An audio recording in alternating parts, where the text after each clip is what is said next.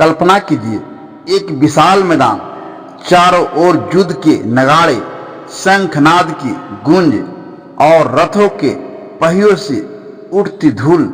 ऐसे माहौल में एक धनुर्धर को अपने ही गुरु पर बाण चलाना है, उसे जिसे कभी उसने पिता जैसा सम्मान दिया, जीवन का आदर्श माना। यह सिर्फ युद्ध नहीं था, यह एक ऐसा भावनात्मक युद्ध था जिसमें एक ओर धर्म था और दूसरी ओर मोह। और उस योद्धा का नाम था अर्जुन और उनके सामने थे गंगा पुत्र भीष्म। नमस्कार दोस्तों, आपका एक बार फिर से स्वागत है इस हिंदी कहानी चैनल में। आज मैं आपको सुनाने जा रहा हूं महाभारत की एक ऐसी कथा जो जितनी महान है उतनी ही मार्मिक भी। यह कहानी है उस दिन की जब अर्जुन को अपने पूज्य पितामह भीष्म से युद्ध करना पड़ा। तो आइए डूबते हैं समय की धारा में और चलते हैं कुरुक्षेत्र के उस निर्णायक क्षण की ओर। कुरुक्षेत्र सूर्य की तपिश से झुलसती धरती हवाओं में बारूद और लोहे की गंध और चारों दिशाओं में फैला सैनिक शिविर। पांडव और कौरव दोनों सेनाएं विशाल सुसज्जित और मौत को मात देने का तैयार। पांडव शिविर में रथ के पास खड़े अर्जुन का मन बेचैन था। आज तक उन्होंने सैकड़ों युद्ध लड़े थे, लेकिन आज का युद्ध अलग था। आज उनके सामने थे उनके ही पितामह हस्तिनापुर के सेनापति गंगा पुत्र भीष्म। अर्जुन के मन में बेचैनी की यादें उमड़ रही थी। वह समय जब पितामह ने उन्हें तीर कमान पकड़ाना सिखाया, युद्ध नीति के मूल मंत्र दिए और सिखाया कि धर्म के आगे सब कुछ छोटा है, चाहे वह मोह हो या अपना। लेकिन विडंबना देखिए, आज वही गुरु कौरवों की ओर से सेनापति बन खड़े थे। अर्जुन जानते थे भीष्म का कर्तव्य हस्तिनापुर की रक्षा करना है, चाहे राजा अन्यायी ही क्यों न हो।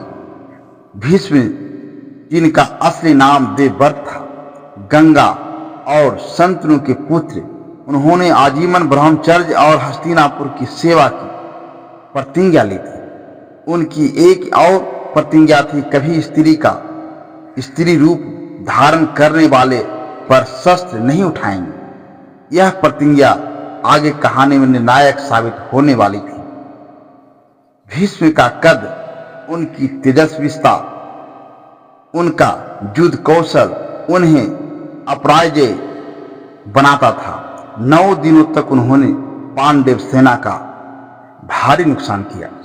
पहले दिन से ही युद्ध भीषण था, लेकिन हर बार अर्जुन जब भी पितामह के सामने आते, उनका हाथ रुक जाता। वो वार तो करते पर प्राण घातक नहीं। भीष्म भी ऐसा ही करते, अर्जुन को बस घायल करते, मारते नहीं। युद्ध भूमि में कृष्ण सब समझ रहे थे। अर्जुन का मोह पांडव सेना को भारी पड़ रहा था। 10वें दिन की सुबह अर्जुन कृष्ण के साथ रथ में बैठे थे। कृष्ण ने दृढ़ स्वर में कहा, पार्थ, तुम जानते हो धर्म का पालन सबसे ऊपर है।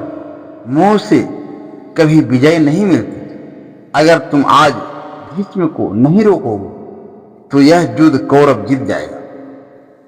अर्जुन गंभीर स्वर में बोले, माघव, पितामह मेरे गुरु हैं, उनका वध यह सोचकर ही हृदय कांप उठता है। कृष्ण ने कहा, याद रखो, यह युद्ध अधर्म के विरुद्ध है।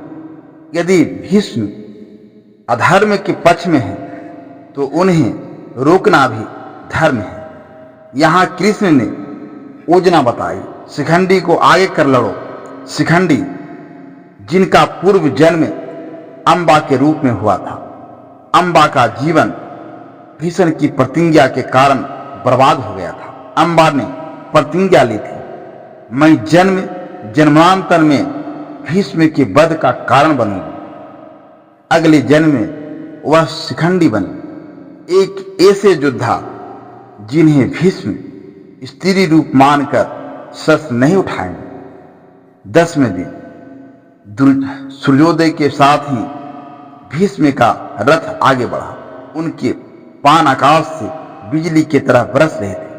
पांडव सेना बिखरने लगी। इस बीच कृष्ण ने अर्जुन से कहा, अब समय आ चुका है। अर्जुन ने रथ शिखंडी की ओर मोड़ा। शिखंडी आगे बढ़े और भीष्म ने उन्हें देखकर अपना धनुष नीचे कर लिया।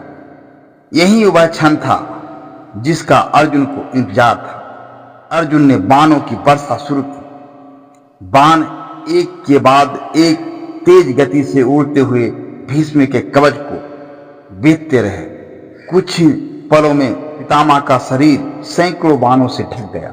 रथ का नियंत्रण खोते ही भीष्म धीरे धीरे मैदान में गिरे, लेकिन सीधे जमीन पर नहीं, बल्कि पानों की सैया पर। पूरा युद्ध थम गया। दोनों सेनाएं मौन हो गए। कौरव और पांडव अभी अपने सेनापति के पास पहुंचे। अर्जुन अपने रथ से उतरकर पितामह के पास आए। आंखों से आंसू बह रहे थे। पितामह, यह मैंने नहीं, धर्म ने किया है। पितामह ने मुस्कुराते हुए कहा, पार्थ, तुम्हारे बाणों से मरना मेरे लिए सबसे बड़ा सौभाग्य है। तुमने वही किया जो एक क्षत्रिय को करना चाहिए। धर्म के लिए मोह छोड़ना ही सच्ची वीरता है। भीष्म ने कहा, पार्थ, मेरा सिर असहज है। क्या तुम अपने बाणों से मेरे लिए तकिया बना सकते हो? अर्जुन ने तुरंत बाण चलाए और उनके नीचे बाणों का तकिया रख दिया। इसके बाद भीष्म ने सभी को धर्म का सार बताया। उन्होंने दृष्टि को शासन, नीति और धर्म के रहस्य सिखाए। यह शिक्षा तब तक चली जब तक उन्होंने स्वयं मृत्यु का समय नहीं चुना।